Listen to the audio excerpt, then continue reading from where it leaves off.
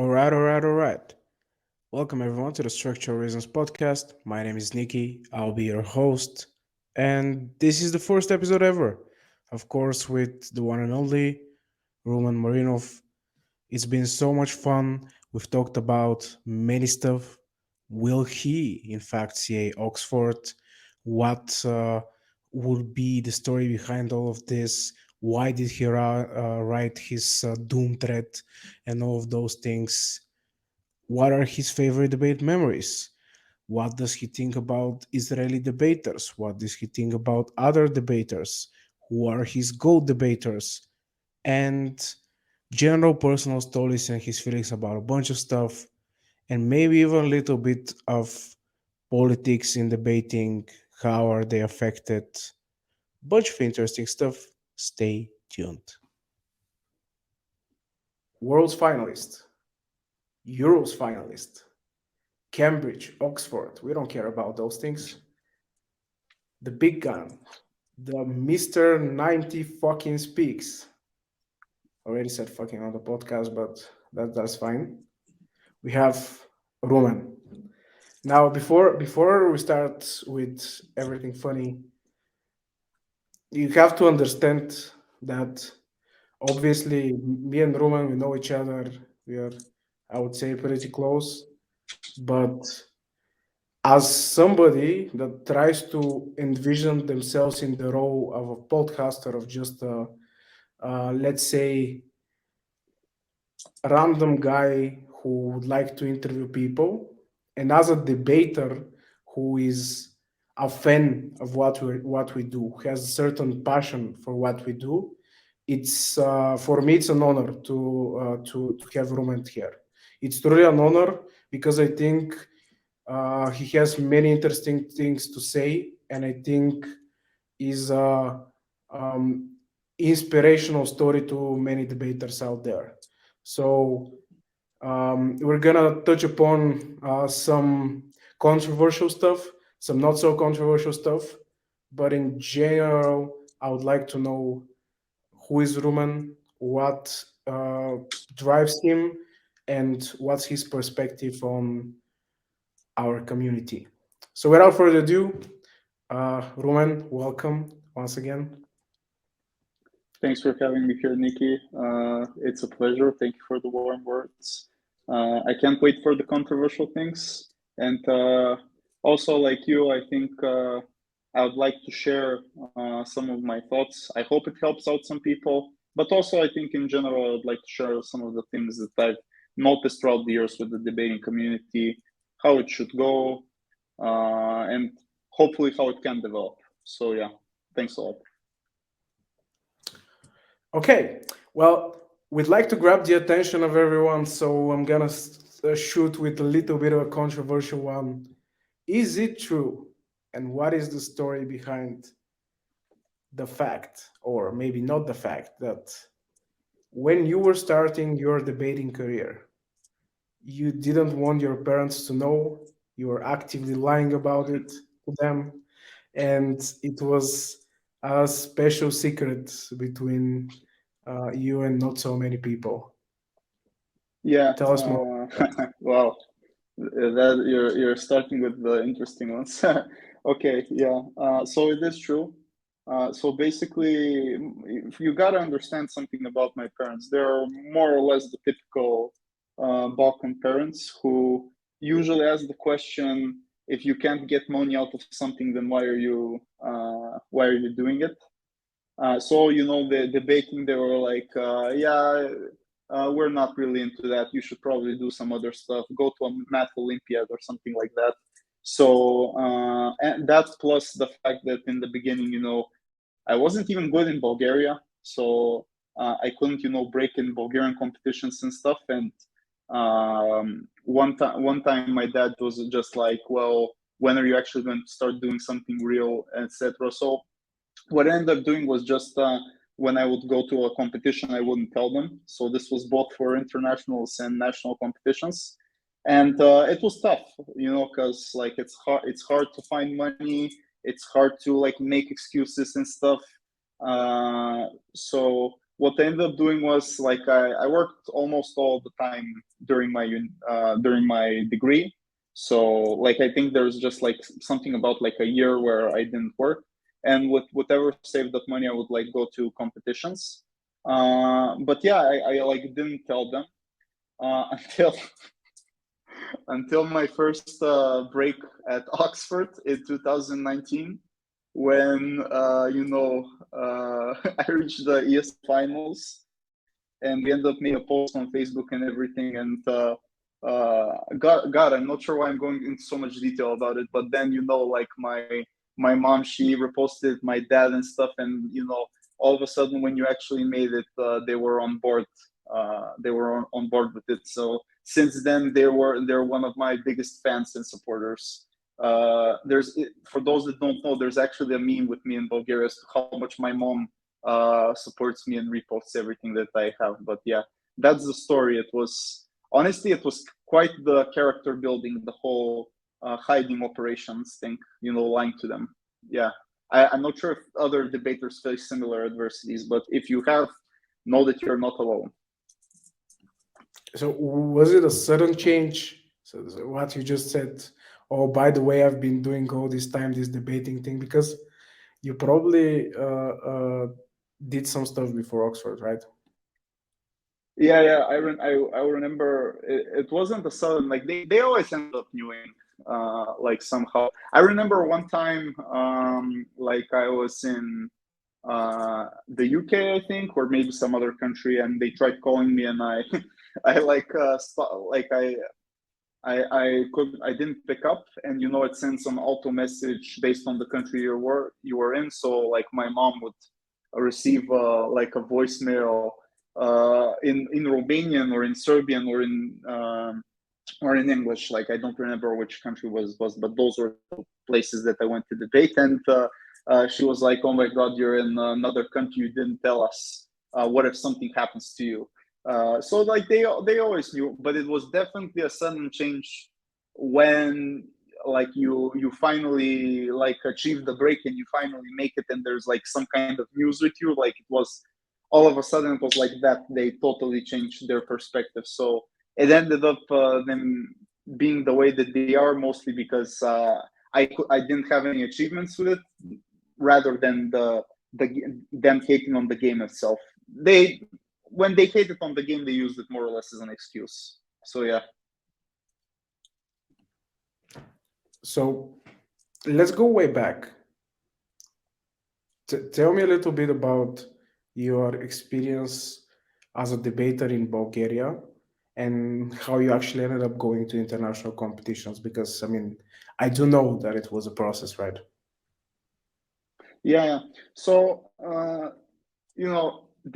Bulgaria is its own weird animal, because for those that don't know, we used to debate in these weird formats, because, and I think this is actually something that maybe people in other Balkan countries also did, because Soros originally was the one who funded debating, and we debated this format, Karl Popper. Well, I never debated in that format, but when I started to go to club meetings, before I would start actually debating, because I just hung around to see what this thing is all about. People debated in that format, which is a very weird format.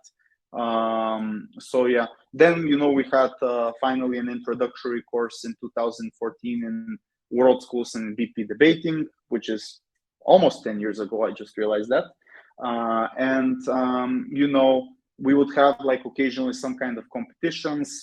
In the beginning, it would have been a bit more World Schools focused, but then at a certain moment, we just ended up doing a lot of British parliamentary. So I'm not sure if people know about this, but in Bulgaria, we debate mostly, if not, I would say entirely in BP. Even high schoolers also debate in BP.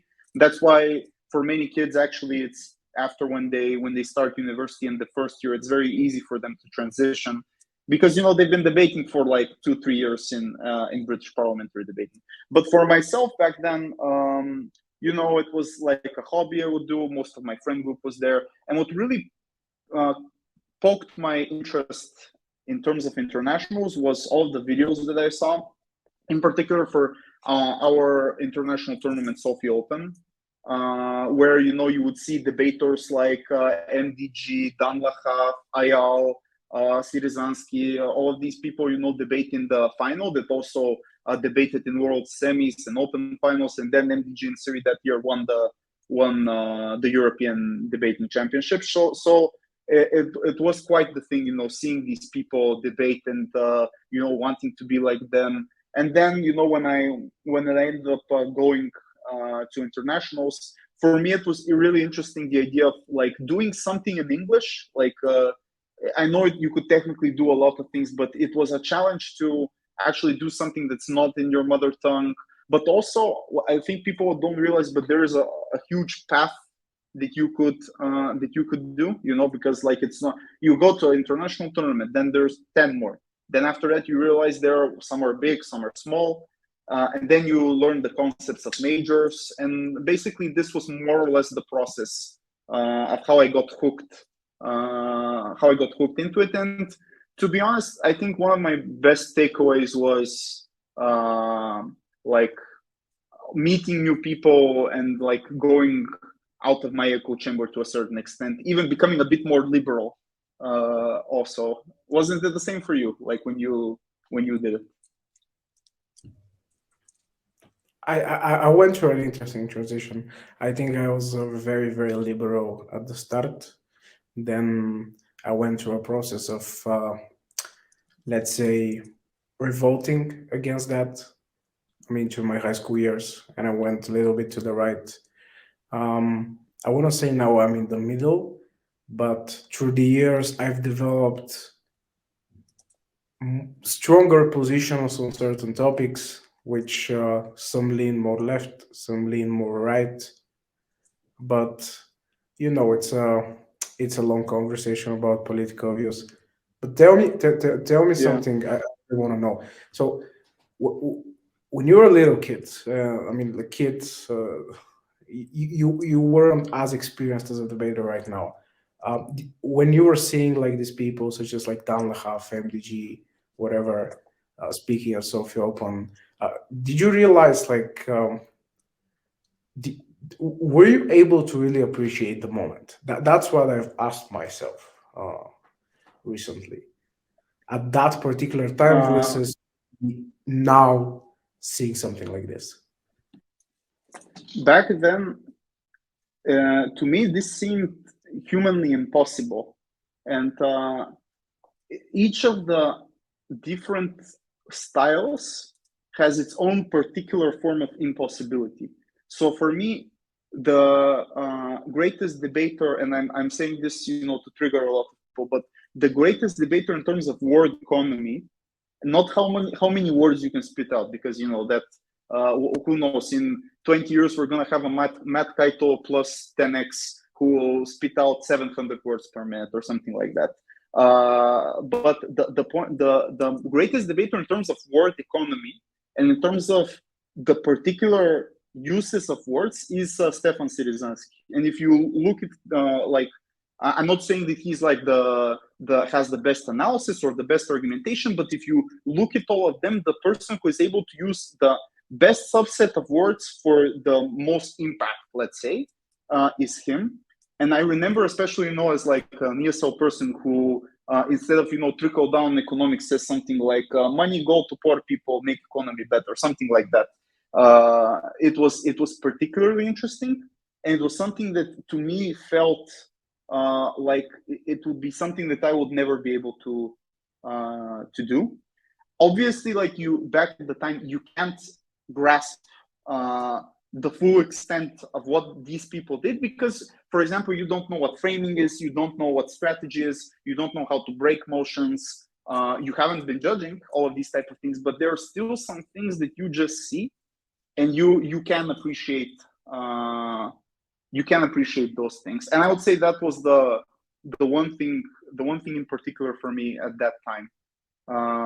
Wouldn't you say the same? Like when you were a kid, couldn't you see something and go, like that's beautiful? I honestly was very confused. I couldn't really understand what they're saying, Really? what is going on. I definitely couldn't appreciate it back then. it took a while for me to grasp the sport and kind of follow the important parts of what's going on and around. But now I would love, with my knowledge and my understanding now, to kind of sit down and watch that debate, kind of revisit that memory in detail, because um, it's an interesting part of I think the history of our community. So you think Siri is the goat? Siri is the goat in terms of world economy, but he's not the goat. He, he is. There are different goats in terms of different things. I think that's the most nuanced politically correct take. But we're not here for the nuanced politically correct take. We're gonna get into that in a bit. But in terms of world economy, yes, uh, I don't think anyone gets close to that. Either EPL or ESL speakers. Okay, that's interesting. So, what are the types of goats? You say there are different types of goats. What are the Well, look, categories? What words are we giving out? the goat in thing is Yanko, because if you look at old videos of Yanko, you'll see Yanko running 7 frames or 9 pieces of context or something like that. No arguments at all, just framing. And if you a funny situation, a funny thought experiment would be, like a fast speaker versus him. So what it would be 17 mechanisms versus 17 frames. That would be an odd thing to watch, definitely. But no, you could extrapolate it throughout the different skills that are in debating, right? So you could say who is the biggest scammer, right? Arguably, there are people there, especially if you go back to the 2012 era, where it had less technicality and more rhetorics and stuff like that. You could see some very good scammers, right? In my list, there are many people. You are into that category, definitely. Hamza, all of these people, they're the great scammers. If you look at you could make a goat list for people who spam a lot, right? Like we could, but that at least is a goat list we could mathematically Wait, calculate. wait. Like if we get, Hold sorry. on a second. Hold on a second. So I think we need to kind of explain what we mean by scammers, because because outside of maybe our own lingo, it has a little bit of a different meaning. So what do you mean by debate scammers? So look, every debating is subjective. Let's start from there, and that's, I think, something that many people need to understand. We try to technicalize it, we try to objectivize it. All of this is good. It helps the game, but in the end of the day, it's persuasion, right? It's the subset of tones, intonations, rhetorics, body language, pauses. All of these things, they interact within the argument. So a scammer would technically be able to win a debate absent of the stuff that we normally look at, so like analysis, impact, stuff like that, and just use words and illustrations to persuade the average informed voter to do so. So even though we say, look, style is not important in deep debating, like obviously we don't account for it, but it is important in terms of the judges. So that's what I mean, particularly by style, by scamming. And I would think the debaters who won the craziest cases, but make them sound normal, are one of the best scammers that are out there. So yeah, that's what I mean. Do you agree with my definition? I never think we formalize the terminology behind this. I think we just talk with it informally. Yeah, I mean, I've always liked the wording of dark arts of debating. I'm not sure who coined that phrase. I heard it from um, some workshop that Matt Hazel did. I'm not sure who particularly coined it, but I know that a lot of people use it to to kind of explain what you were talking about in terms of scammers. You, as a very technical speaker, would definitely um, explain this as scamming rather than making a persuasive speech, convincing the judge that you're right, and all of those things. But yeah, so okay, so for the category of scammers, who do we have? Let's talk names. This is the more controversial part, right? You obviously said me. Yeah, we're not gonna get into that, but who else? Who else would you say is a I good would say Hamza scammer? is. I would say Hamza is definitely there. Like, if we want to go into like a lot of details, let's say debating has a system of 1 to 10 in terms of power, right? You would say, I don't know, maybe the an 11 in this scale would be in terms of the spamming, right? So the fast talking, that would be somewhere Matt Kaito Tin. An 11 in terms of scam would be Hamza.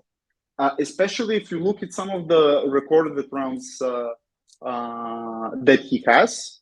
I would say that the case is not the best one in terms of strategy, content, explanation, but it's definitely the best one in terms of illustration, persuasive tonality, pauses, all of these type of things. So maybe I would put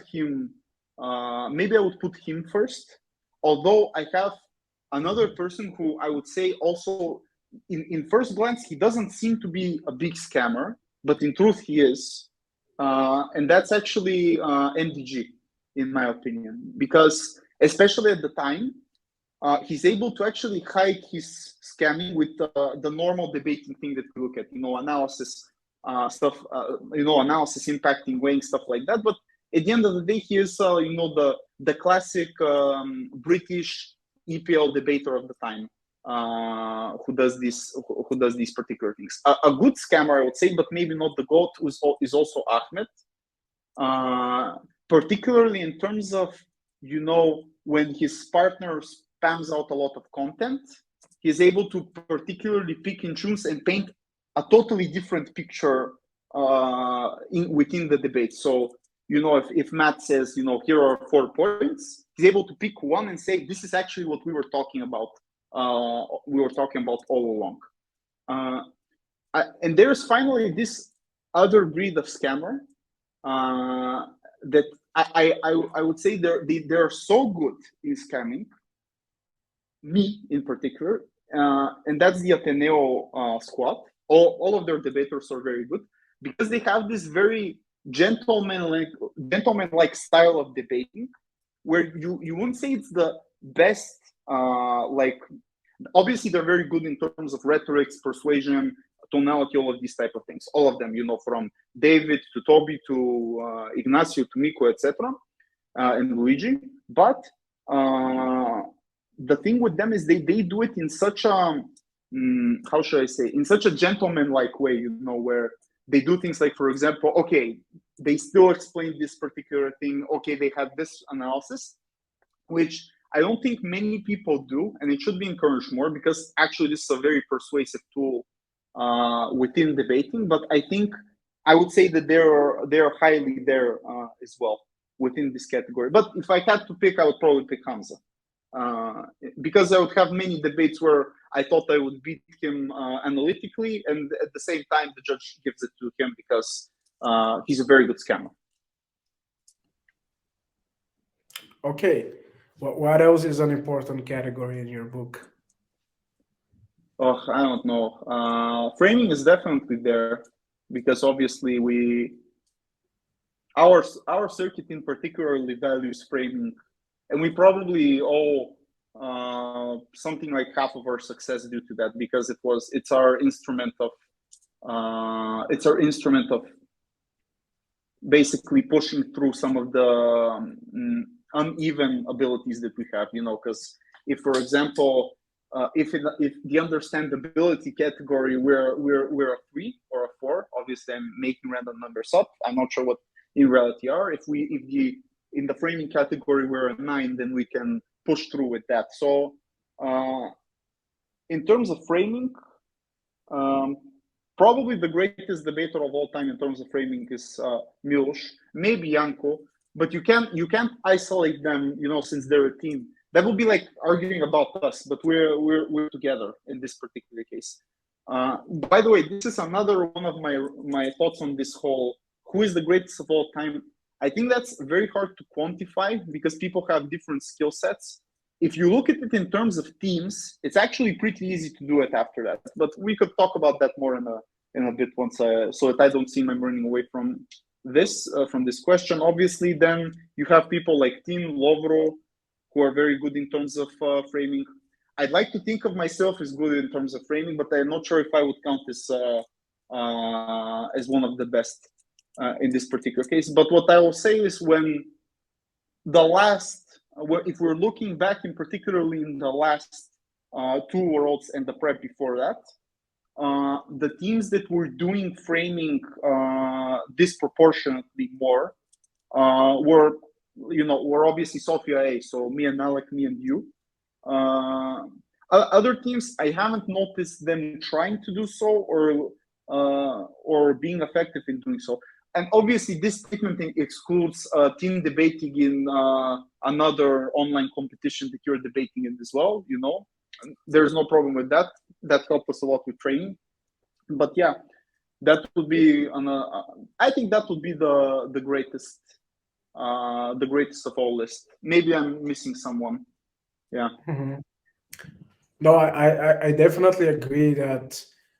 I mean, there are many things that go into who do we think is the GOAT of something or of generally debating, but it is a team sport, and it's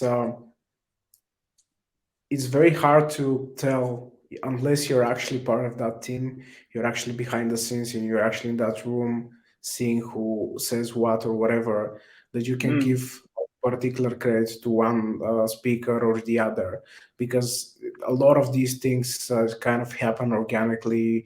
You do it together. At many points I don't even remember like who thought of that particular line or that particular thing, or because you thought of something, then I had the opportunity to think of something else, whatever. It's very intertwined, which is why I actually agree that like the GOAT conversation should be much more about teams than anything else, because that's a little bit easier to quantify. Okay, so which are the GOAT teams? Which are the GOAT teams? I don't have a list, but I definitely have a team here. And the greatest of all teams is Dan Lachaf and Ayal. I think if you were to take them, obviously you have to take them in their prime. If you get them now, they would probably win many rounds. They would break at most competitions, I think. But if you were to take them in their prime, when they broke first at their worlds and topped the tap. I'm not sure if that was Mexico. It was Mexico, I think. It's not Cape That was Town. Mexico And you put 2019. yeah 2018. Sorry. and yeah, if so 5 years since then, right? If you put them against basically all of the top 16 breaking teams at Worlds, or maybe all of the quarterfinalists at Worlds, I don't think they would have a trouble beating any. Like that's because both of them have all of the basics done very well. They also have the framing, but what's also very interesting is both of them have the fire and the passion. If you look at them debate, and I think this is what some people are missing when they're doing it, is that they really do give their hearts while doing this thing, which is an attribute that I don't think many people either credit it that much or they themselves do it. So I would say it like this. Maybe we will, like, some Worlds teams would be able to beat some of them, but if they were like passive or intimidated by them or something like that, they would have very, very low chances. Whereas I think they would they in their prime reached a state where they're able to neglect these particular things, and obviously they ended up not winning it. The game is random, unfortunately, and sometimes it counts you could break you could break top at the tournament, win most of the rounds, and you could still lose one round because that's debating at the end of it. But if I had to put them, they would be there. They would be there in my list. I think I have a second one. In the current meta, they will do great because the current meta is more Yes, yes. technical. I think if you take them, and so here, if you take them and you somehow boosted the judging a bit in the early 2010s, right? So if like people weren't the CSL biased, they could have easily beaten the people then because they're adaptable, and they could easily beat the people now because their style is multifunctional. It operates within the framing of rhetorics because they have the passion, the examples and stuff like that. It operates within the mechanistic framing. And also the other thing is, this is my assumption, I could be going a step more here, but if you look at some of their videos, in certain places they're very example heavy, in certain places they're very mechanistic heavy, which I like. The only way for me to prove this is if I go and ask them, but to me this means that they know how to adapt based on the judge, which I think is quite frankly, like there are like all of a sudden I have 3 or 4 most important things of debating, but this is super important to know when to adapt and to know when to change the style in general. Which, if that's true, then I think they would be able to adapt very, very quickly. But the other thing is, I don't think the current meta is that much mechanism heavy. Maybe some judges in particularly like this, but that doesn't mean that at the end of the day, debating has become 1 + 1 = 2. It's still a game of persuasion and how you present things. So I think they will do good. I absolutely agree. And I would say I never understood why people are not talking more about this. It seems like I've met so many good people and I haven't heard of it. It might be a thing that's around and nobody's sharing it. They're keeping it a secret, but adapting your debating style according to the judge is so Mm. crucial. Doing well at majors and especially worlds, and obviously me and you share the same opinion for structural reasons. But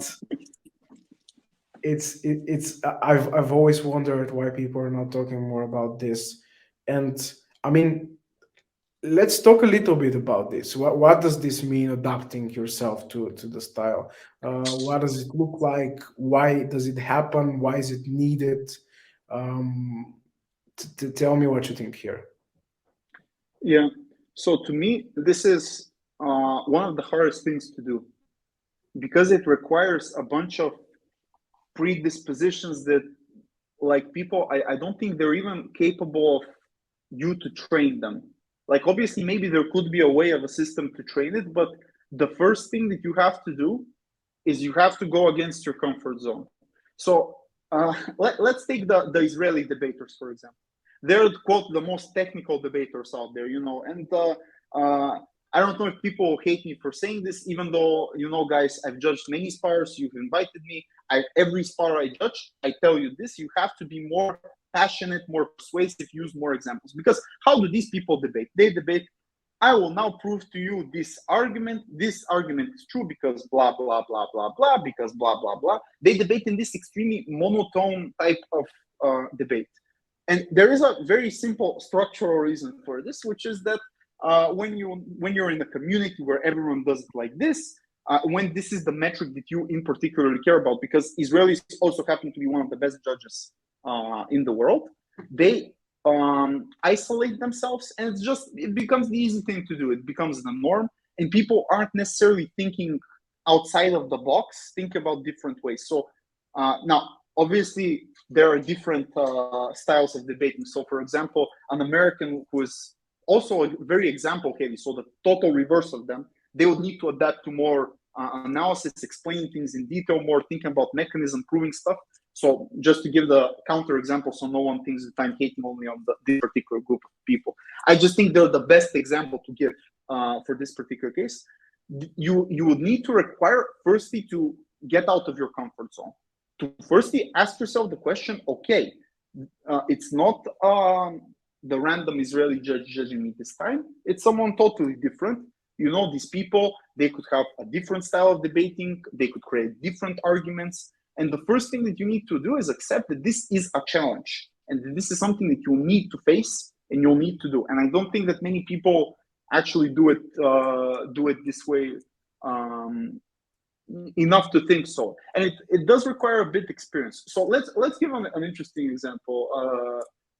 You know, without naming the judge, at Worlds we did have such a situation, you and I. And what did we do? We had the case in the first couple of minutes. That wasn't the question. The motion was pretty simple. It wasn't something very, very hard. The thing that we did was we thought about based on the person's, you know, region, backstory, what we know on the person, how they would most likely adjudicate and how we would have to morph the case. So what we ended up doing was we morphed the case to be way more example heavy, way more rhetorics heavy, way more context heavy, and all of these particular things. Which, if like for the people watching, this is not something that we do, like especially, you know, with all of our structural reasons framing and stuff like that. It was as if we were possessed by American debaters for this particular moment. But I think we were able to do it, and we were successful to do it because we knew, and this is the second thing, we knew we had the basics, and we knew we had the courage. It takes a bit of courage to make that extra step, and to just say, okay, this is the way we went. And we did take a first in this round. Then we recalibrated back to our normal selves, you know, thinking of this. But people should do this. They shouldn't be afraid to do this. And even if you fail, even if it's hard, yeah, it is a very important skill. And you could see the best debaters do this way. Do you think there's something more to this, actually? No, I think you sum it up pretty well. We can give many examples here, but this is the Structural Reasons podcast, so it's more of an analysis based. But I would say what I want to know more about is you say this stuff, the different ways of debating, but you didn't always had that same optionality, I would say. I would say you kind of learned it at some point. Maybe you would say yes, maybe you would say no, but I think we would pretty much agree that there was a change of heart in terms of how you approach debates, and especially in terms of realizing that there is more uh, to kind of grasp on here, especially in terms of like doing style. So tell me a little bit more about that. Do you think that there was a particular change that happened? How did that change occur? When did you realize it? I think you know what I'm talking about. Yeah, I know you do. There are in fact two changes, actually. But let's talk about the second one. I think the first one is more connected to another topic. Yeah, so I think people should understand the context of this story. Before the Euros final, I debated in the span of 2 weeks 33 debates. If you count the Belgrade WUDC, the split open, and then Euros. So, you know, when we debated these rounds, I was speaking with Alec in half the time. The other half I was with you. At Belgrade, it's not a secret to anyone that me and him, and especially when me and him are together debating, we're very, very technical.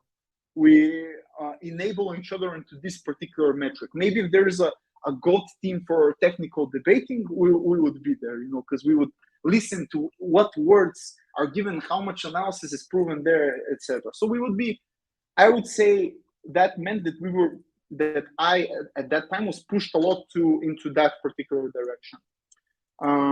And when the Euros final came, when we got the motion about the aliens, most legendary motion ever given, by the way. I really enjoyed it. There was this moment in the prep, we were closing government, where I was thinking about these cases. Okay, like maybe this increases political capital for space exploration, or maybe this could mean something for the politics. I don't know, something like that. Very statement, analysis, impact type of debating. And there was also the case that I knew that was about proving that life and existence is an objective good, and it is something that we should strive for, we should care about. And I would say it's not that much of an unintuitive claim to make. And there was a moment where we knew that was the case that we had to run. Like it was the final, it was all or nothing, right? Like at that particular moment. And to me, the reason I said all of those debates, because this felt like the final moment within this journey that, I don't know, I felt like this was my life. I lived the whole life within that period. And this may be one of the most scandalous things to say, but I really did felt that way. Like I stopped thinking about my job. I stopped thinking about my friends outside of debating into that particular moment. It was just like the majors at that time. And so with that context, I knew that we had to run the crazy case, which is another skill, by the way, that people need to have and they shouldn't underestimate. And the problem that I faced back then was that I was still trying to run it in a technical way. Like, not that I wasn't completely out, like completely 1 foot there. I think that's the best way to phrase it. I was 1 foot there, but 1 foot back, because at the end it was, here's the 5 structural reasons, blah blah blah. But that wasn't it. We were not going to win that final with 5 structural reasons. We were mostly going to win with appealing to the right intuition and selling that intuition to the best way that we could to the judges, which is something that we did do. But I guess we didn't do enough into that moment. But that moment activated, like if debating is an RPG, right? And when you get an attack, you get a skill tree with that attack. That activated the whole skill tree for me for that particular part of the debating. The whole persuasive intuition of the judge and how to sell it to them. And I think, but in the end, when we were in Cambridge, even though we don't talk about it, for example, we know when we ran the principal case, we were able to win totally with rhetorics. There wasn't a structural reason given there as well. And I guess like one of the rounds that I do cherish a lot, and this was more or less something like my rematch. Even though the Irish weren't in the room, it was a rematch, I guess, against myself in the round 8 of Worlds Belgrade of Madrid Worlds. About the motion about choosing not to die. Again, we were CO and we ran a case as to basically that meant that if you choose to be immortal, you won't achieve anything of life because it will stop having meaning to you. And I did give everything. I did give my heart. Like I when I went down to talk in front of the podium, I felt I left something there. And the only reason I did that was because I realized it's not going to be about the reasons. It's not going to be even about proving so much that. Now, obviously, this doesn't mean that it's not important in other debates, but it was about, in this motion, selling the right emotion, putting it out there and leaving it, and so that the judge can remember you. I'm very, very mad this round wasn't recorded. Like it's gonna be one of those debates. But yeah, I want to talk more about that round because I think it was like it's my favorite round of my debating career. It's probably gonna end up being my favorite round ever. I mean, I don't know. There might be some other rounds in the future, but I think this is gonna be the one. And there's so many things that happened But I think one of the things that I want to highlight here, and you've already mentioned it, but we were very particular about what we needed to do. It was very mm, how can I express this? It was planned. We planned and we knew going into the round and we knew going into at certain point in prep time, this round we are going to focus on persuasion, focus on rhetorics, focus on um, kind of obviously we had analysis. It's a soft. We always have analysis, but um, we kind of knew that we needed to dig deeper within these particular things, and it is interesting because at the Euros finals, I don't think that we. I mean, we looked at each other. We were like, "Yeah, we're gonna do it. Fine." We were pumped up. But that was more of a natural thing. We kind of naturally ended up at running that case, running it in that particular way, even if it was not the best way. It was definitely an impactful way. Um, but at round eight, it was very much on purpose. It was very much with this idea, and it didn't feel unnatural. It felt more natural because it meant that we kind of knew this is a correct way of doing it, so might as well do it the best way possible. And I mean, I think looking back, uh, I was very emotional during your speech because I knew what you were talking about, and I think in these cases, like I've always asked you like questions of like, so what would you do? How would you feel? Why would you not want to die, or would you want to die, and things like that. It I I kind of purposely wanted to make it personal for you, if that makes sense. I mean, I don't know if you realize Yeah, that it's kind of like uh, pushing us till the next stage because I know and I knew back then that if we have certain moments of our own experiences of something that we care about at the back of our heads, when we talk about these things, when we talk about how important the struggle is, even if we talk about our debating journeys or whatever, it was going to come out much more authentic. It was the going to come out as emotional and things like that. And I think it kind of it, it really worked. So yeah, I mean, I think yeah. the funniest part of that. I mean, there are very fun parts of that round, but I think I basically like showed the finger to one of the teams, and it was uh, I didn't do it on purpose. I swear I didn't do it on purpose. I was just so much into the game, so like emotionally invested within the round because I realized what's going on. I realized that it was something important that we needed to get done. Because it's like a top room of worlds, round eight. If we take it, we go to a top room of worlds. But also because of all the context of the Euros finals and things like that. So I showed someone the middle finger. Hopefully they didn't see it. If they did, I'm sorry. I apologize. It Did you was end up telling them, not you, it's me. the guys? Yeah. Did you end up telling them, or I'm not sure. We've never had a chance to talk about that, but that's a story for another day. yeah? Yeah, I think this was a great round. You were great. We had a lot of fun, and we ended up winning. So that was fun. That was fun. So I think what's that to your me, favorite yeah. debate? Just uh, just let me tell this because I think the people, this will be important to people.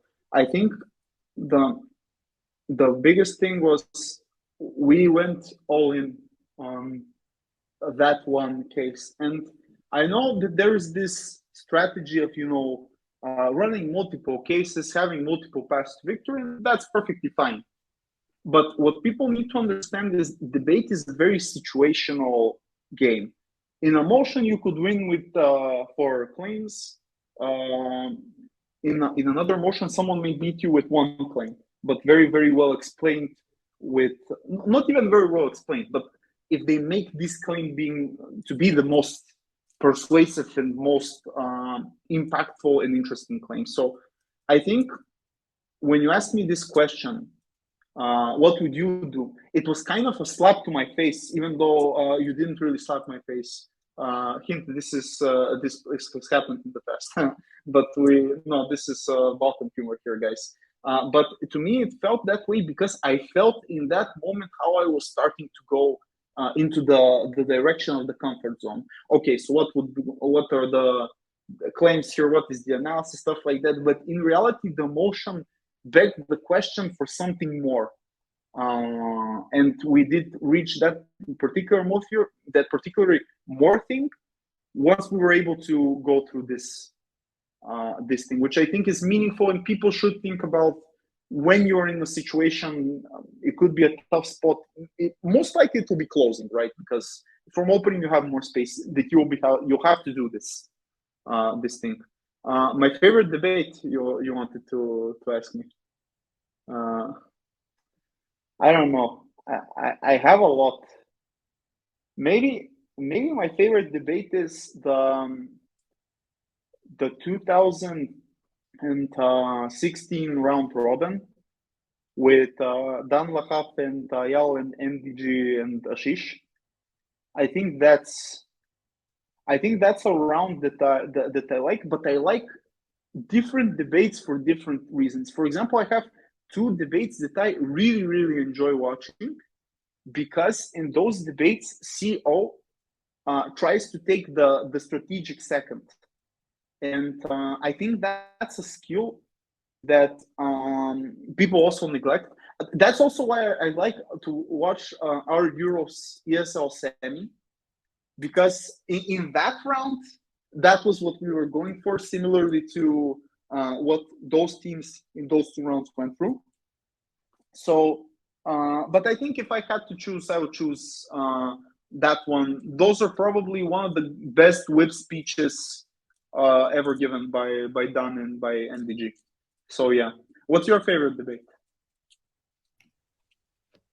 I told you, I I'm a narcissist. I wouldn't say my favorite debate is a debate that I haven't been a part of. But to be fair, I do stand by this opinion because it's for me it's an emotional thing, an emotional experience. There is no way that I am more emotional about a round that I watch online than something that I've actually been in, knowing the context behind it and all. So I wanna go back to the question: which is your favorite debate that you've been in? Yeah, that's definitely the world's semi, not the one that I lost, the one that we went through. To me, this was a very important moment. I think maybe the most important one, and I think to you as well. You value a lot the challenge that we went through in the round 8 and how we did it, and I also do. But I think you also care about this round. But to me, this round is more important because I think obviously there are many reasons why I disagree with many left ideas and like modern liberalism in general. Like there are many reasons why that's the case. But the one thing, especially when I started debating, that bugged me was how much of an extent the spectrum is associated in that corner, and even more so when it's perfectly legitimate for you to defend, I would say, even to use their own rhetoric in this particular case, offensive ideas, like, for example, communist ideas and far left ideas. Like to me, this stuff doesn't make sense. It like obviously people are entitled to their opinions, but I think for a community that values intellectually important the importance of intellectually challenging things, looking at evidence, looking holistically at things, people should think twice that running super left wing arguments is something normal, right? So for me to get the chance, to stand up in a semi, especially since I lost my semi before that, and to honestly run a case that I not 100%, I 110% agree with. Like maybe this is the one time I really was speaking my mind, and to go through with that case, that meant a lot to me. Now, just so people understand, I am not a fascist or something like that.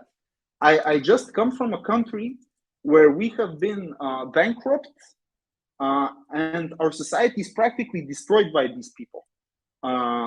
Also, in general, I don't think, even if I wasn't, that's why I have such an emotional connection with bashing far left entities, etc. Even in general, I don't agree with many of the things, but it's also very intellectually lazy to think that this is what debating should be. Where we just say, okay, the metric should be where the Democrats have the most political power, and that's what all four teams are, most political capital, and that's what all four teams debate. Or that, for example, I would even go as far as to say environmental policy sometimes is debatable. We shouldn't always prioritize this, and people. The one thing that I never understood is why in environmental motions people don't run, well, this is going to cost jobs and people are going to suffer based upon this. In my opinion, this is perfectly legit strategy to win, but people don't do it. So I think I sincerely hope that in 5 years' time, in 10 years' time, if debating were to become more to the center and would allow for some conservative arguments to come, even if they are not like conservative arguments that I agree, if this one round is something like a catalyst for that, I'm not sure if it will happen. This would mean a lot to me. Because in many moments I thought of quitting debating solely for this reason, but thank God they didn't. Yeah, don't you feel the same way? I see why you would like round 8 more. Yeah.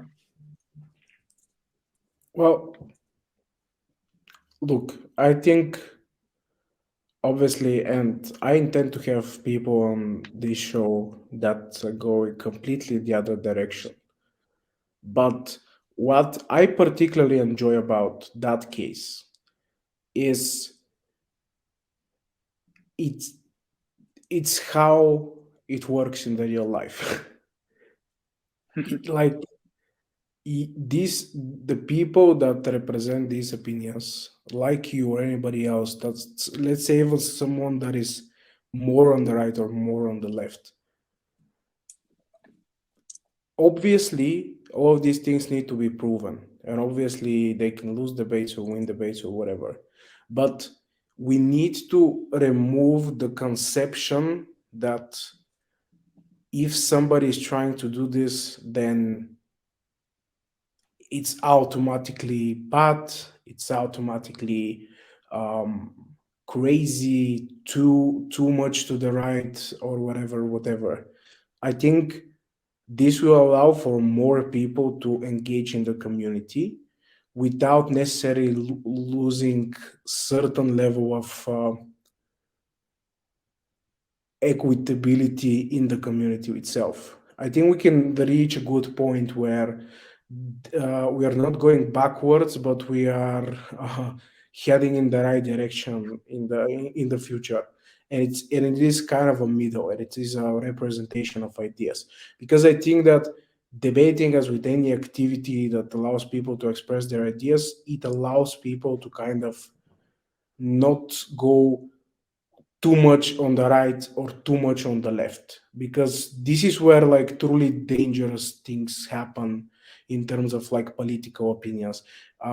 This is where like you are put in a bubble and you might act in a violent way because of your beliefs, and things like that. And I've seen I'm not gonna go so much deep into this, but I've seen right wing debaters that have done debating and then they quit because of this, or um, maybe because even another reason. Maybe they don't quit because of their right wing, but they generally quit. And I've seen that they become more radical through time because they've stopped engaging in this activity. They've stopped having the conversations that need to be had. They are, I think, because if you believe strongly in something, you're gonna get challenged in a debate, especially the higher level you go. So you need to come up with good reasoning of what you particularly believe. If you are competitive about this, which means that you're necessarily going to find nuances, you are necessarily going to find different points of views and some validity to these points of views, and this is what it's all about. Like, I know people make fun of you for being too right wing. In some cases, maybe you are, maybe you're not. This is not a politics show where we discuss policy per se, but it is important to say that um, we need these people in our corner as well. They are part of society. Mm. They are going to the ballots. They are voting. They are impacting your life. You shouldn't pretend that there isn't a conversation to be had on certain of these topics. I think on other topics there might be too right or too left. I think they're radical things that there are some facts to stuff. So obviously um, there is a middle.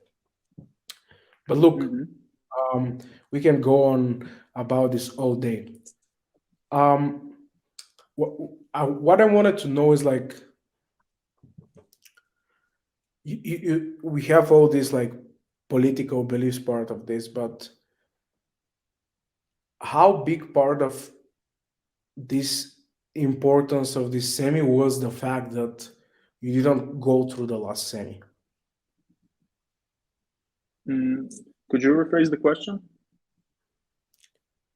So you mentioned this as well, that it was kind of like, the worlds before that you reached the semis, you didn't do uh, Mm. that good in that particular semi, or at least not good enough to go to the to the finals, if that makes sense.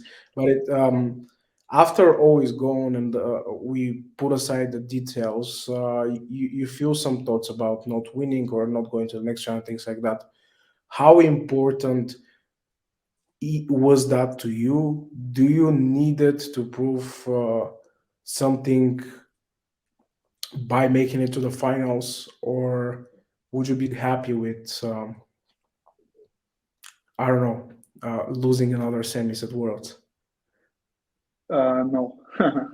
At that moment, no. So an anonymous Serb debater told me that it was decent that I reached the semifinals. I'm like, okay, being in the top, what is it, 4% or 8% is decent, sure, bro. But that kind of triggered me. That triggered me a lot because to me it was super important. But then I wanted to reach the final, so it was a mix. So I think my mental state was good at the time, or actually maybe people need to understand what reaching the semi was. Firstly, like for me to answer this question, when I reached the semi in Belgrade, first we had a I would say very intense uh, quarter in terms of teams. So what from what I understood, we came through first in the decision, so we weren't that much under risk because we had a good case in the quarters of Belgrade. But to me, it was a very hard round because we had teams that broke. We had a team that broke second, that ended up not going through. We had a team that broke sixth. That because of that we broke 26 because they beat us in the round nine, and we had another team that was very good as well. So to me, that quarter was hard, and when we ended up winning that, I felt like this huge like weight on me, that I don't know how to explain other than when you're so deep into the major, you literally feel as if you went on a swim and you don't see the coastline back when you reach the further edges of the outlands, or at least that's how I felt at the time. So I kind of choked in that semi because I couldn't generate the case, and then I went to a case that I thought was good because another good debater ran, and there is a bit of like shame that I carried with me because I thought that I could have reached the final had I run another case that at the time I couldn't think of. So it's a bit of a interconnected process with all the emotions. So when we reached our semi in Madrid, I was still calm, but at that moment I did feel this feeling again. And then when I saw the motion, I felt calm because I thought, okay, this seems nice. This seems a good topic to debate on, and I liked our position. But I think maybe this would have activated a bit more if the motion was different. And when they did end up saying, okay, we're going to the open final, I felt like complete. I felt that like the the journey was more or less closer to an end, and I would be able after this moment to stop if I wanted to. I thought I felt the same for Belgrade with the semi. In the end I reached the conclusion that I didn't and that I wanted more, and I did get more in the end, thankfully. So yeah, it was very important to me.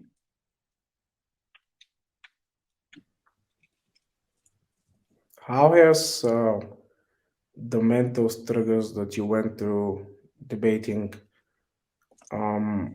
affected your other life?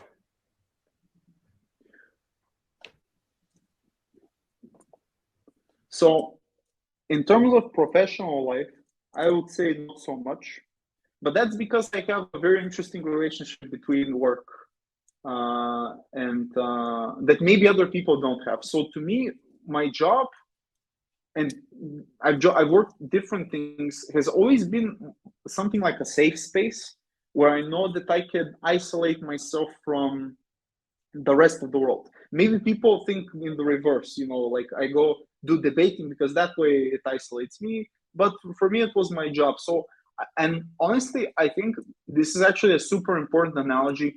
In order to be good in the debating, you need to also have an anchor that pulls you down to the real world, and when you take a hit that you can also go regroup somewhere and basically find some kind of meaning and value in what you're doing. So if I were to, let's say, have a very very bad competition where we either don't end up breaking or we break and then we lose the first out round, I know that Monday would come, I would have my job, I would meet my colleagues. So I was very easily able to isolate my work life between my debate life. Between my personal life, it's a different story. Unfortunately, I would say that I would have had conversations with some of my close ones where I would talk a lot about debating, and that would, and me complaining about debating, and that would take space of the conversation. Now, obviously, some of my friends are like, "Yeah, I actually want to hear about it. I want, to know." Where other friends are not like that, but I would still talk about it because I would be paranoid with the results, and I would like to basically complain to someone about it. So I think it has, but also even without the mental struggle, but also the fact that you're debating almost every weekend, that also takes time from your other friendships. You can't go to your friend's birthday because you're doing Oxford ID or something like that, or you can't go to your friend's graduation because you're at an online competition, or you can just go to the after party. So it is real, and I think people should think about how to balance their debate life balance. Let's call it like that.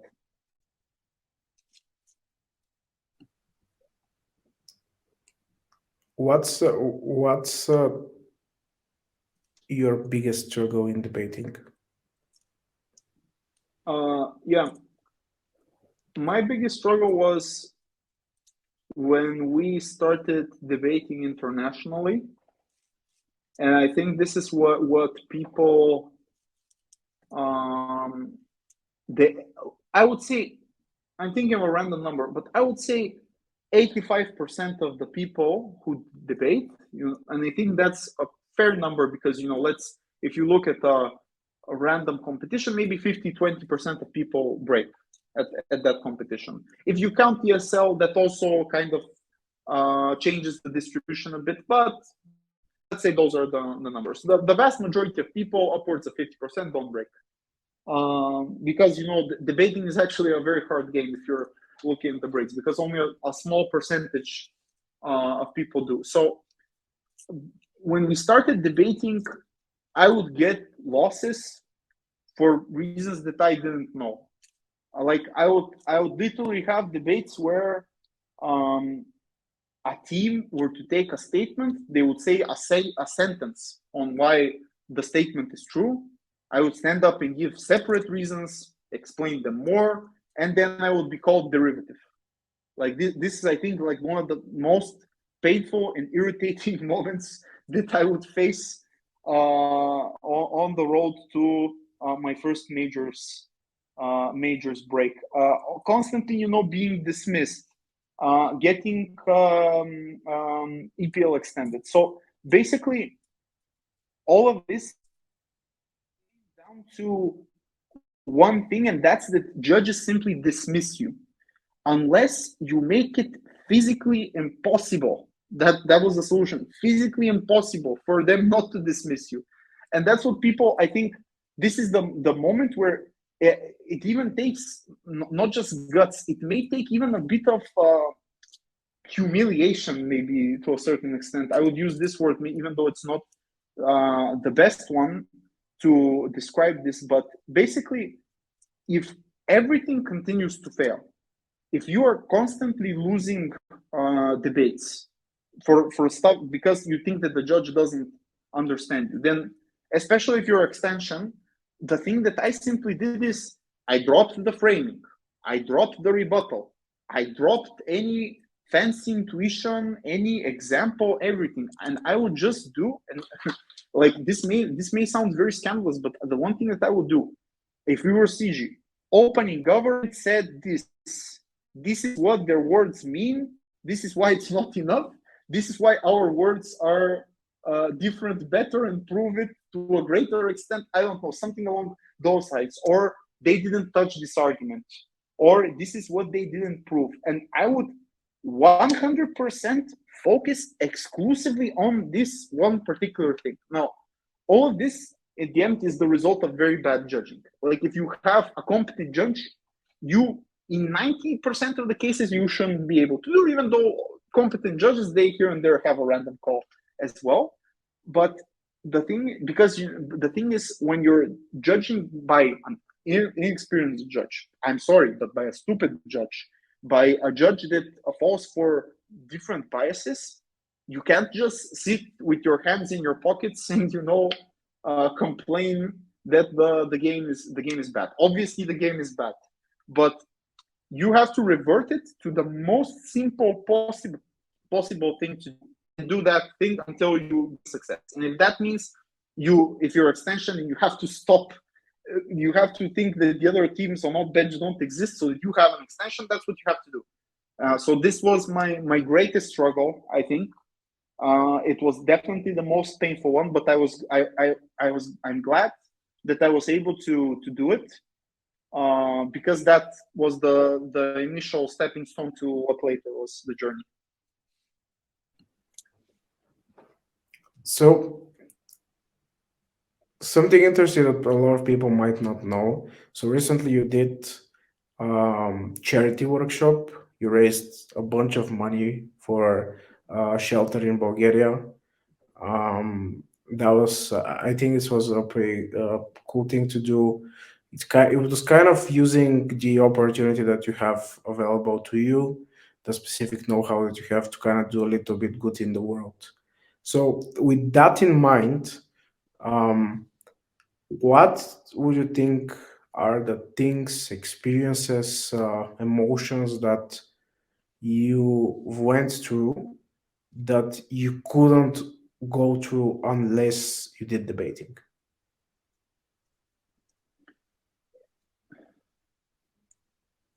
I think I think debating gives, and I guess this is the philosophy of the game, gives a certain feeling that nothing really comes close to it. Maybe look, I've never done theater. I don't know. Maybe theater comes close to this, but when we're in the debate, I feel as if I become the person that's arguing for the side. I physically feel that that's happening to me. If I'm debating socialist policy, I physically feel as if I'm becoming a socialist in this case, and I'm not sure if other people necessarily feel this. And to be honest, I felt this even in the beginning when I did debating way back way back when I started. But there was always this particular moment, this artistic aspect to the game that really enriches the person that you become. Because if you think about it, if you go through a normal life, let's say you have and stuff in your life is good. You don't face huge adversities.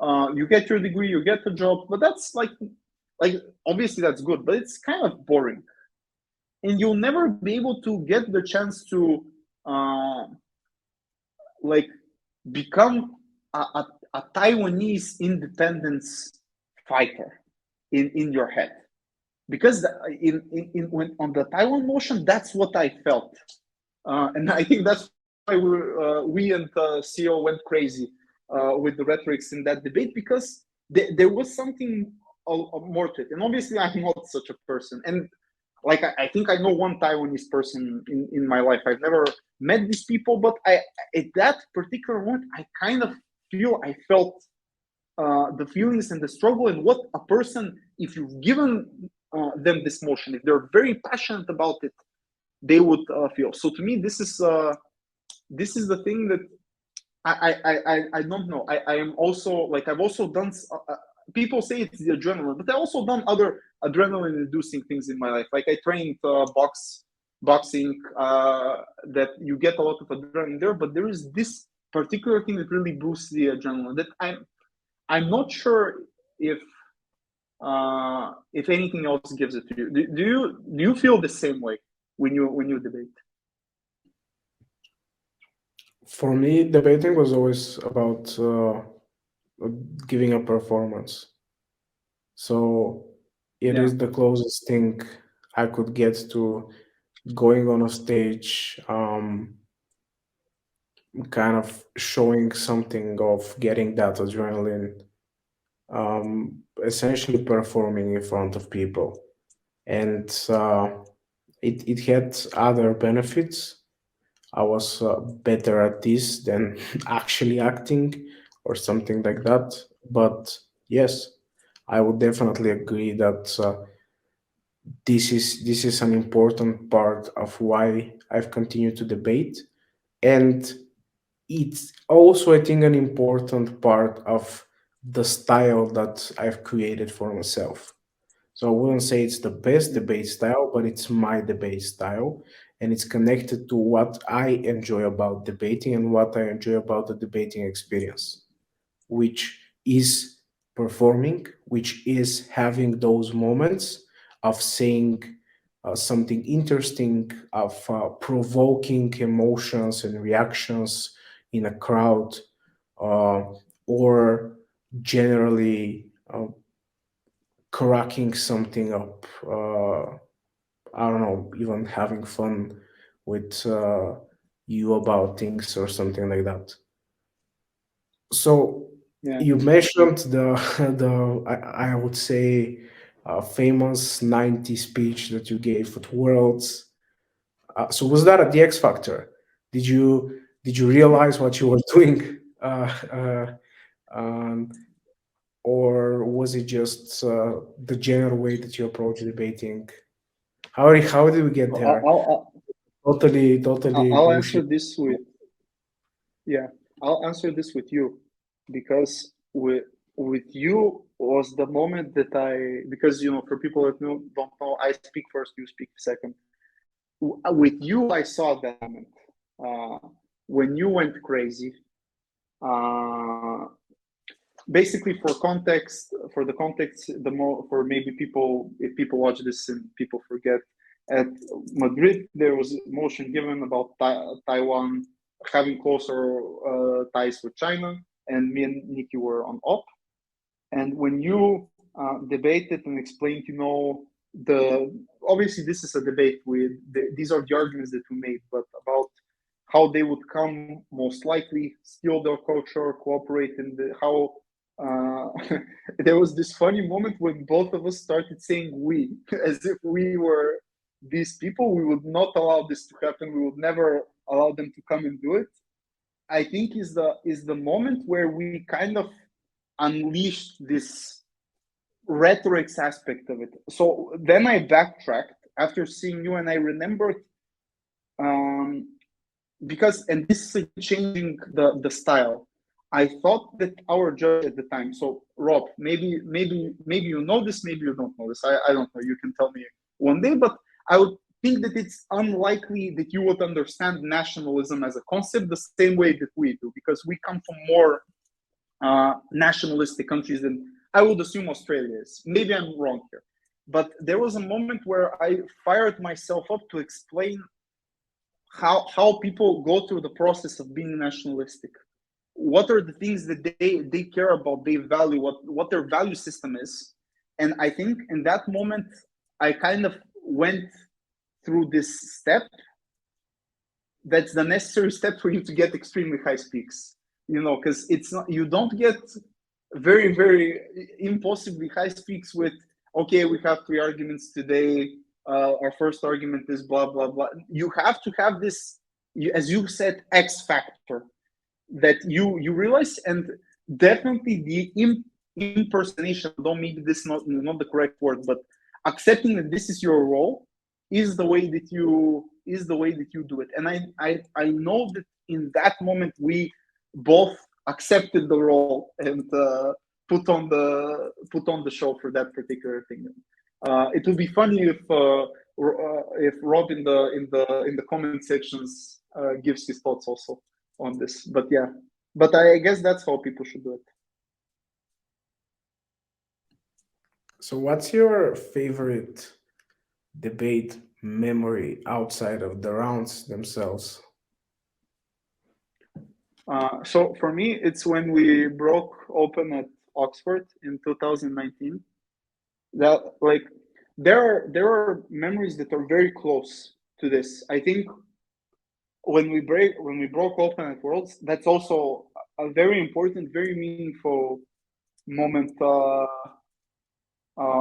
Moment for me, but you have to remember where it all started. The third thing is also okay. This may be a bit cringe to say, but I guess people should know. Is actually when I beat Tim the first time. It was at an online comp, and I jumped out of this chair right here. So I guess that's also close.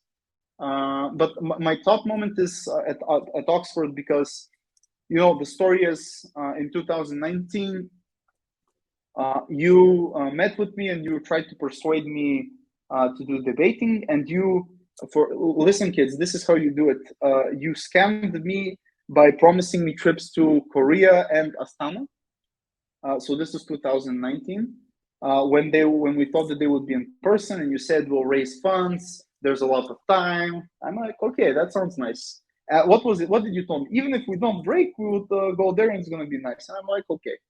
So our prep camps for Astana were Oxford and Cambridge, because it's 2019, and Oxford and Cambridge were very good tournaments back then. Wink, wink. And before that we didn't do like there were no spars, nothing. Like there weren't no spar groups.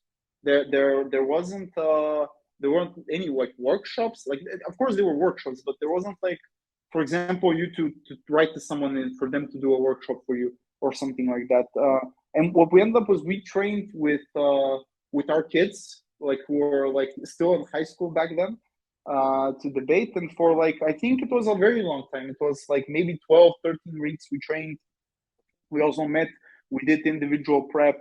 Now, we did receive some help, obviously. The Serbs, they did give us a lot of information about this. And I think we sent like maybe one debate to, I don't know if it's Tin or Lov or to judge it. I don't actually remember.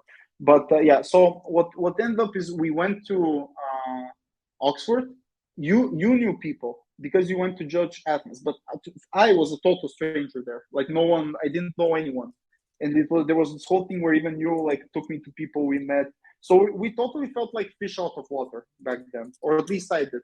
So we got a fourth round one, and the chair was rolled on every position. So we went from being first in the chair's head to being fourth, the third team to second, the second to third, and the first to fourth. So like the fourth to first. So it was something like that. And honestly, I felt at that moment that like what am I doing here? I ended up wasting all of this money again. Again, we're going to a tournament. We're not gonna break. But I don't know what happened. We kind of stabilized. So then we ended up taking three thirds and a second. We broke open like, and when we broke, to me this was surreal because I did go to international competitions before that, and I would never break. I guess we should let people on the joke. So the joke is that before that, Nikki asked me, "Okay, do you wanna? If we break open, do you wanna still debate ESL?" And I'm like, "Yeah, sure, man. Like, why would we do this to ourselves? Let's always debate ESL." So we ended up skipping the open bracket to debate the ESL, which was a coward's play at the time, but we had no idea. And after that, we in the ESL semis we debated against an open finalist at Euros. It was the Finland team, which was again that was also surreal, and we ended up beating them. So we went through, they didn't. And then in the ESL final, we were debating against Tin, which was another open finalist at Euros at that time. And that moment, I guess it kind of summed up all of my struggles, all of my insecurities, all of my problems, and I had this aha, so it's possible.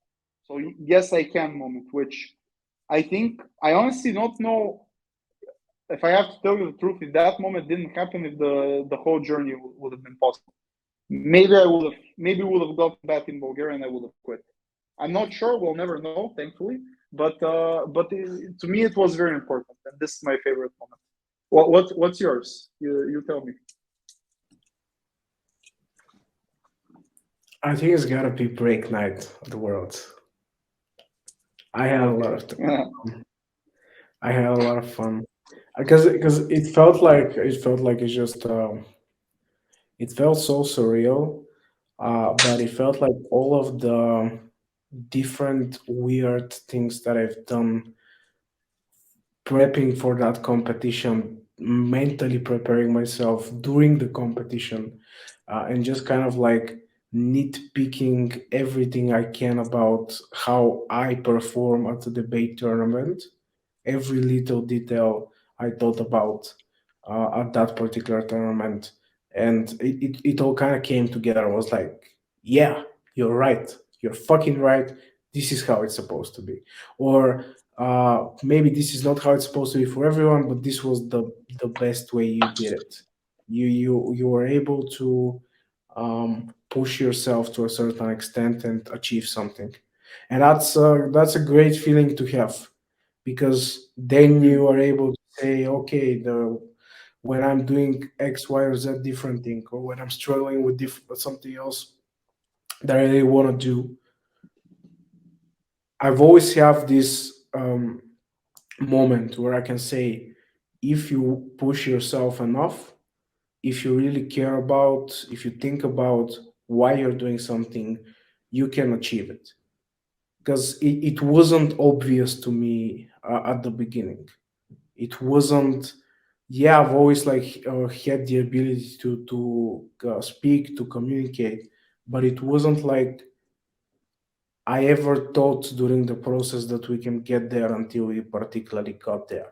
Obviously, during with time, I had increased confidence, but I've always I've always thought that there's always something that I'm missing. I've always questioned myself to a step of the process, even though I ended up kind of believing on what I have conceptualized I should be doing. So it was the culmination of that. And it was like pretty fun, other stuff, right? Um, Yeah, other stuff.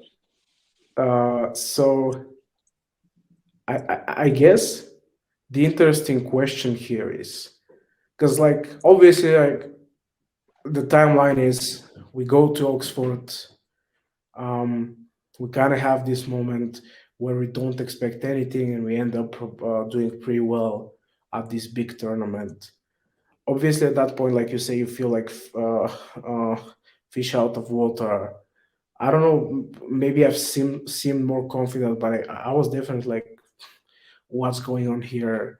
I didn't feel accepted in the community or something like that. I definitely felt very weird to me. Um, but after that, what happened?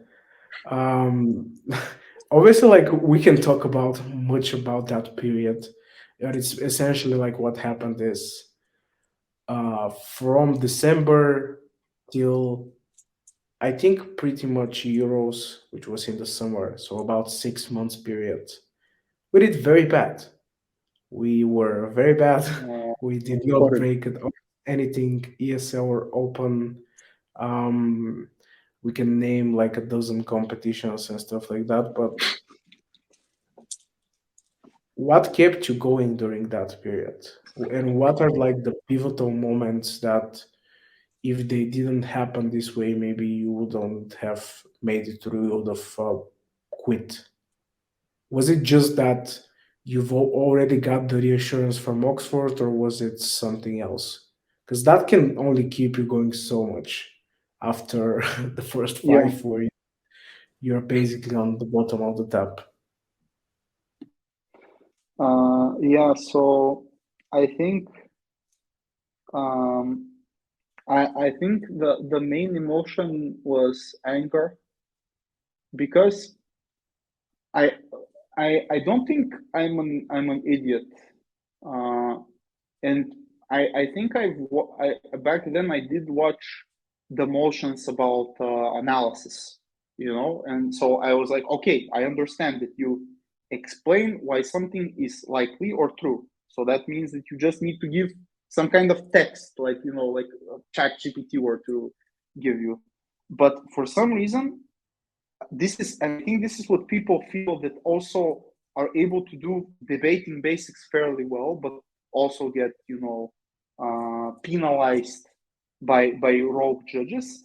It's that you feel as if you are not speaking the same language, right? So you take a claim, you analyze it, you give the reasons, and then the person either hasn't noted them down, or they don't understand it, or they're just outright corrupt. Like they see a rapid team, they give it to them. You don't exist to them, right? There are such people.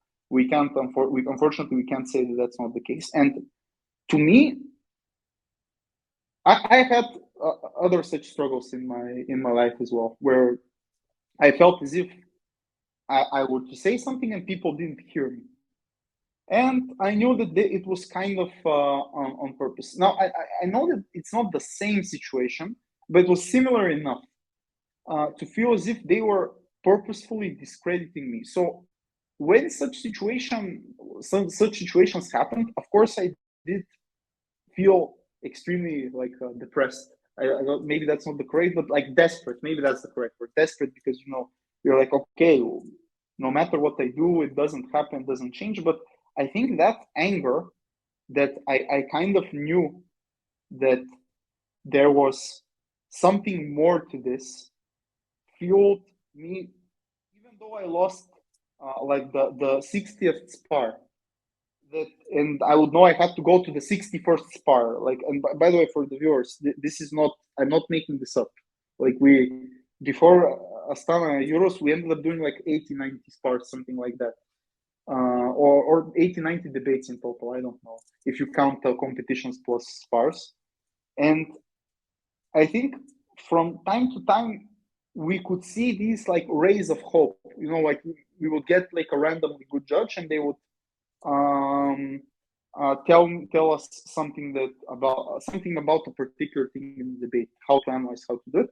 But there was also this one very funny moment where at the comp, I'll never forget this. Like, we were judged by Noam, I think, who was like Euros champion, worlds. I don't know if they reached finals or not, but Noam basically judged us. He was Israeli. And we ended up taking second. We had very low speaks again there as well. It was 72, 71, something like that. And I remember he wrote to us that when we asked for feedback, it was very obvious that we were afraid that we were derivative. And that's why from CO we ran a crazy extension. That's very, very hard to prove. And we somehow took a second. He was like, no, you could just analyze the claims that the opening did without analyzing it, because they ran 5 claims. And I think that moment, that was the aha moment where I'm like, okay, I'm not crazy. This is how this stuff works. This is how this should be working. And you just need to learn how to speak to one side and the other side, and to change and to adapt these particular things. So that's, I think, what kept me going. I just really, really wanted to prove that I can do this, And I also, the other thing is also there was this sense of security that because it's a major, it's more likely for you to break, because there are better judges, there are more teams, the break is larger. And I think actually there are many teams that, for example, if you look at random taps, there are many teams that maybe throughout the circuit they don't do well, and then they end up breaking, or maybe breaking even 5. Also, interesting enough, the reverse is also true. Teams that, for example, were in the finals of the online pre-comps of this Worlds, I think some of them died out in the octos and in the quarters. So I guess it is different from a major than a random comp. And this fueled me. And I don't know, maybe we're just crazy. That could be the final thing. Maybe it's just the passion kept going through. But it was very dark, that period of time, and painful. So I have to ask, what happened with Oxford and Cambridge? Why did you decide to make the post complaining about these competitions? And what do you think about this whole process? Yeah, good one. The moment where, so look, I knew what was going to happen because I've been to both comps pre-corona in 2019.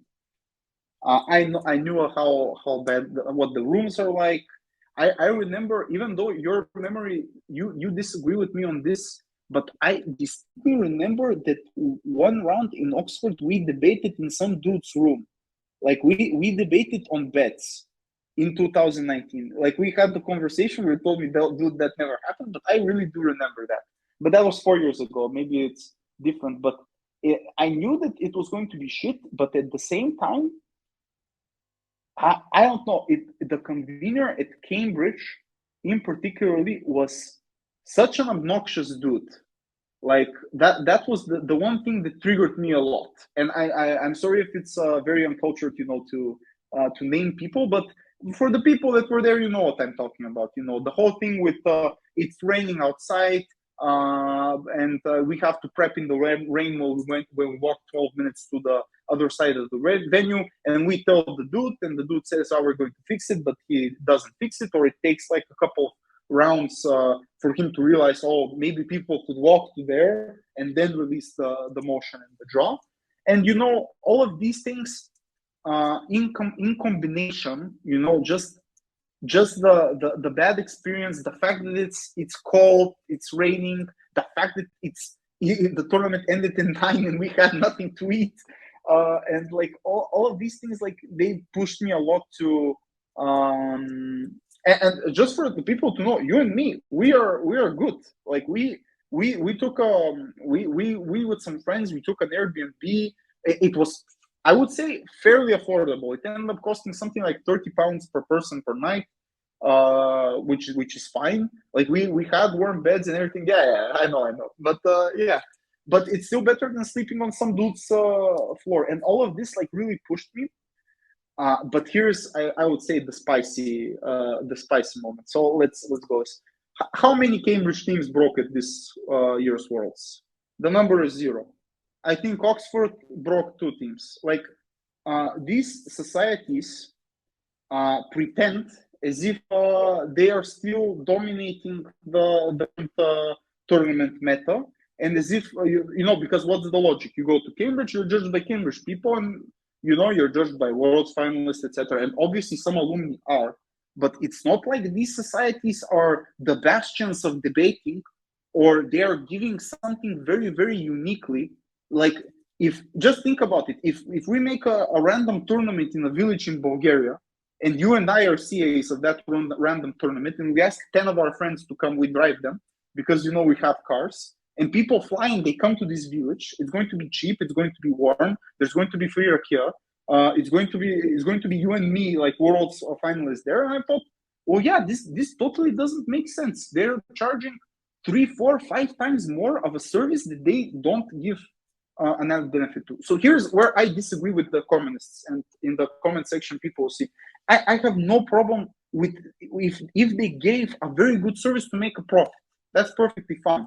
I was just a very unpleased customer who was angry that other unpleased customers still went, and that's why I wrote what I wrote. And also, like, that's, I would say, even that's not the thing. Some of the things with the way that they responded and the way that they acted, some of that even trumped some basic human communication at the time. So I was quite angry with them. Yeah, that's it. And it felt good writing it. I think you also felt good when we wrote that. Well, yeah. So if I remember correctly, Oxford came up with a response. They said they're lowering the reg fee at a maximum of £100, only £100. They're adding coffee or stuff like that. I don't know what else they said. They're doing some stuff. So if they ask you, would you CA the Oxford Ivy? Let's keep it ambiguous for the. But if I were to CA Oxford Ivy, I would make them do I would say a lot more. I wouldn't say a bit more. And I would swear in front of the live stream that if I were to CA Oxford Ivy, I will give my heart and my soul for this tournament. I'm not saying I'm the greatest CA who ever lived. I don't also think that I'm particularly good at this, but I will think of the best motions. I will think of this, and I would strong arm them to make their profit 0, or like maybe fund a really, really poor team if they really have. Like, they would have to prove to me with financial statements and stuff, this is our poor team, give them money. I will be sure, no problem. Because other than that, like, unless they show me to me such evidence, why would I CA the tournament that still makes how much was it, £1,000 or £2,000 profit? Why would I do that? That would be, I don't know, that would be very hypocritical. But yeah, those would be my conditions. If they were to accept these conditions, I would CA, and I would give it my heart and my soul for that. Well, I want to do a small segment here. Do you want to promote something at the end? Maybe something that you're doing in your life, maybe a competition, whatever you'd like to promote. Maybe ask people to donate something. I don't care. This is your time to shine. Yeah. So I ended up making from the workshop about the shelter in Bulgaria 410 euro, which is in my opinion a lot of money. Like this was no small amount, and it's one third of the money that was required for the vaccines. Also, the people from the shelter said God bless to all the people who donated. So God bless to all of you. I ended up sending an email, but I'm not sure how many people saw that email. Um, what was interesting to me is that, and let's get spicy again. Some of the people that I thought that would donate did not donate, and some of the people that I thought never would donate did donate, which is interesting thing you learn about human beings. I would urge, if you're like a very good debater, right?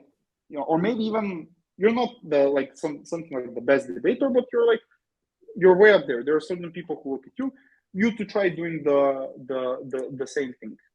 And obviously, you could do it in a different way than me. I put 10 euros there. You could put 5 euros. You could put something else to do it, so that because it's a double charity effort. 20 something people who couldn't afford the workshop also attended because someone else donated for them. That's a lot of people if you think about it. That's like 13 teams. That benefited from a workshop that presumably helped them. So that will be the first thing I'll talk about. Do a bit more charity. It's fun. It's great. The other thing is come to the structural reasons tournaments. We're going to make a lot of them. We are the most moral capitalists that you'll ever see. We pay on time, and we try to run it with the best and most modern technology possibly available. And also our Euros. Me and Nicky are going to put in a lot of effort to make that Euros great. You're going to be in a great hotel, great socials. Please come. And yeah, I guess those are the things that I can promote organizationally. But you didn't ask me anything too controversial of this. I think you have some questions that you didn't ask me.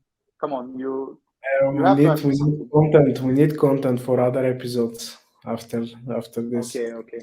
So Fair. we'll see. Okay, But fair I enough. think I think people will be surprised on some of this stuff.